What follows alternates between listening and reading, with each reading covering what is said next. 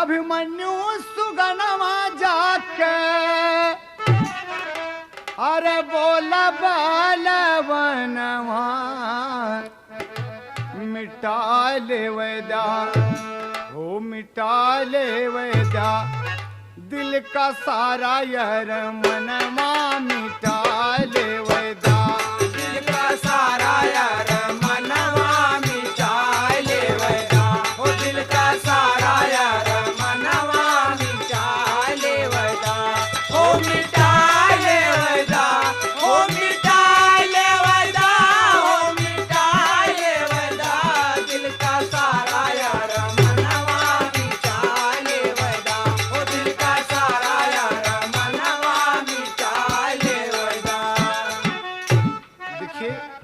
द्रोणाचार्य की रचना कैसी कूटनीति और राजनीति भरी